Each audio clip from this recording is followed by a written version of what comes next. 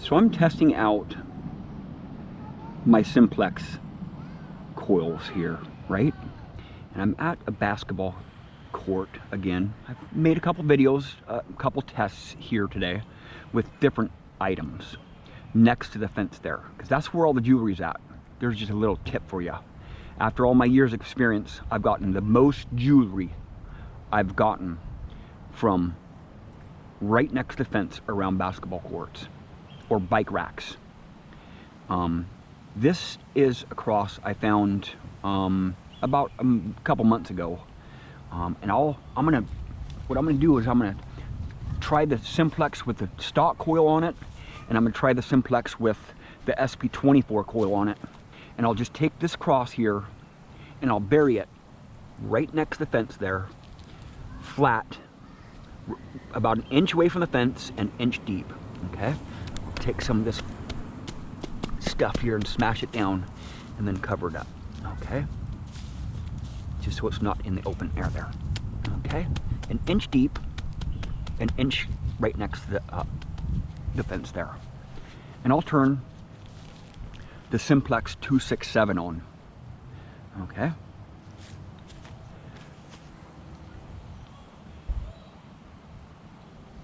and I won't ground balance, and I'll start out at full gain here, and I'll show you what it does next to the fence there. We all know that this is going to happen, right?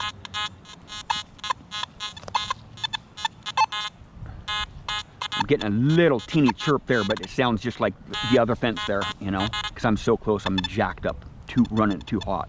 So I'll go down to 3 bars there. It's a little bit more acceptable.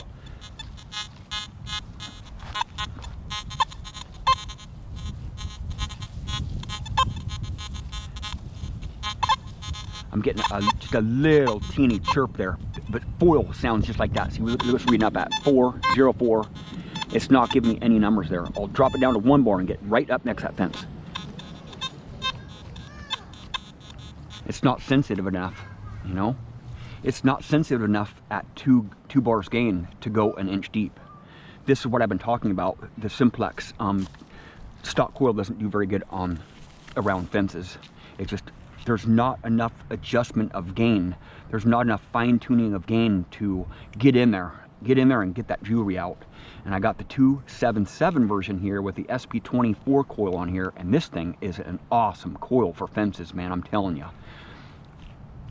It does have its drawbacks though, and I'll show you. I didn't ground balance it. I'm at 5 bars of gain, Park 2 mode. I'll put it in Park 1 mode here to start out with. It's doing really good there. 50s, it's right around the 50s, give me numbers, 50s. I'll drop it down to 2 bars gain in Park 1 mode.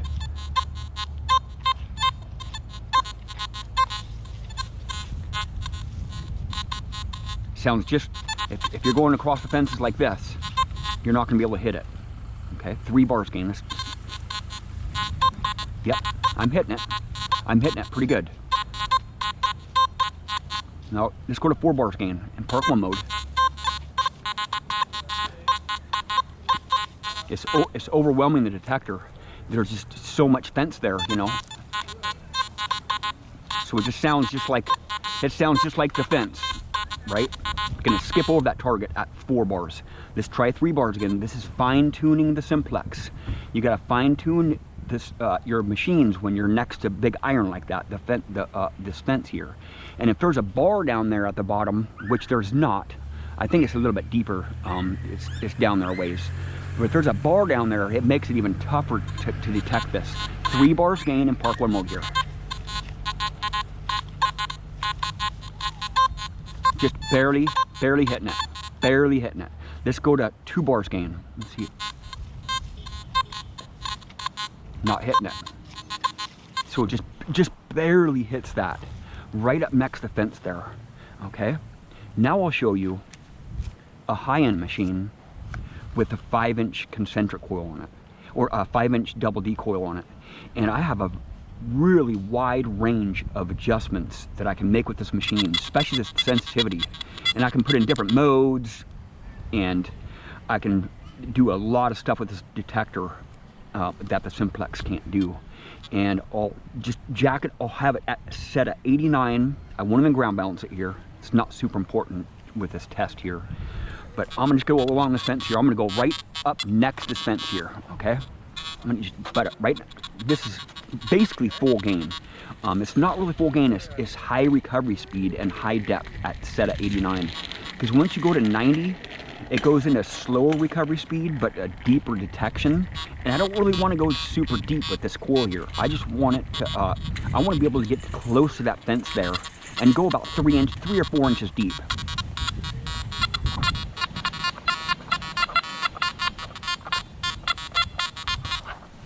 Right. I'm touching that fence. I'm touching that fence right here.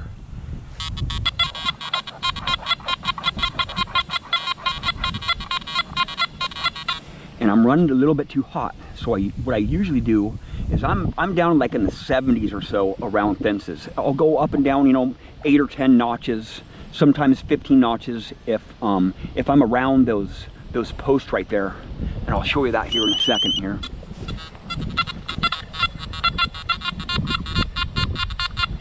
So it runs a lot more stable at the lower gain if I drop the gain down.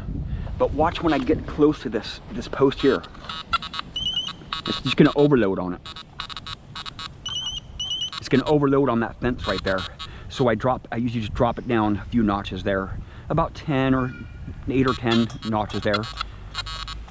So I can get right up next to that fence, because that fence is right there. I'm right on that fence. If I get above it, I'll just overload on it, right? Once I get this closer to the center of that coil there, it'll overload on it if I get right directly above it. But the Simplex is doing very well.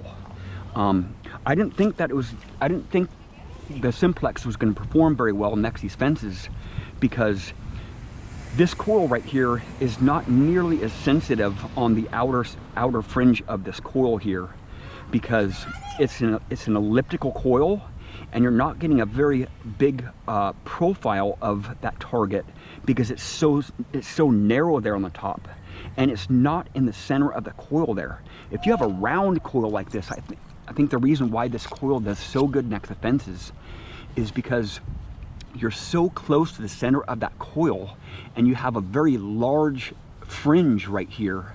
You can just see the difference here. You know, you have a lot more fringe coil here, close to that fence, and closer to that target, because there's so much jewelry next to the there's so much jewelry. Now I lost my target there. I don't know where I put it at.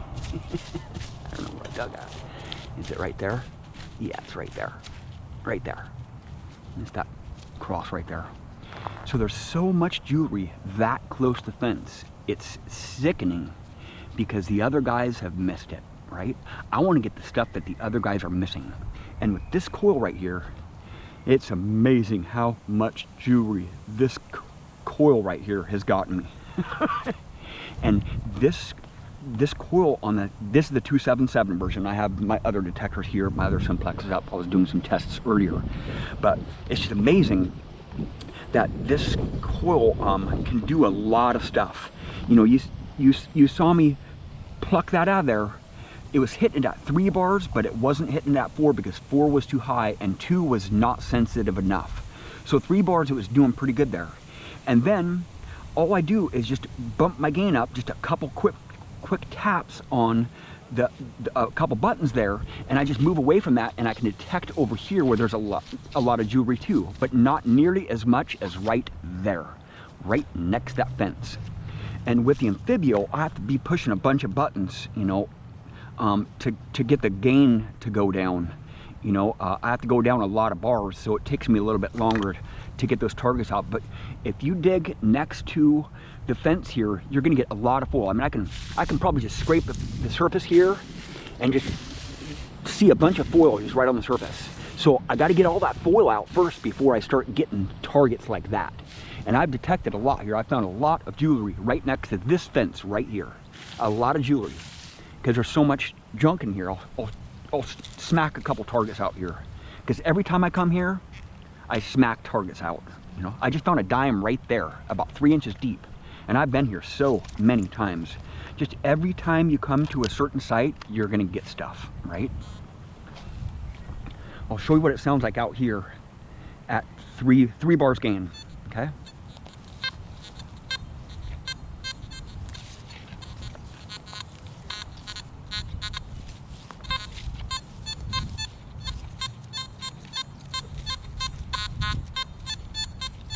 I'll jack it up here because I'm not as close to the fence. I'll jack it up here.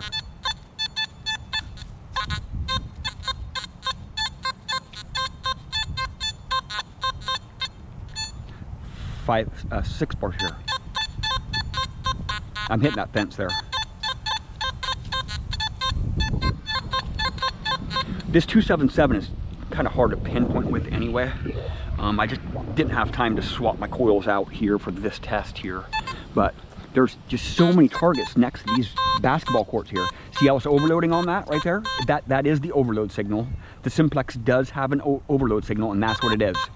It's just super loud, super scratchy, and you'll get to know what that overload signal is. It doesn't give you a tone for that overload, but it still gives you numbers. It doesn't give you an overload signal. It gives you numbers, and it gives you a tone. It's obviously that, because I'm jacked all the way up, so I can drop it down here and see how close I can get to that post there without it overloading on it. 2 bars right here, 2 bars. 1 bar. But if there was something there, it would have to be right on the surface because I'm only at 1 bar gain. It would have to be just like right on the surface. I'll actually take this and I'll just bury this right here.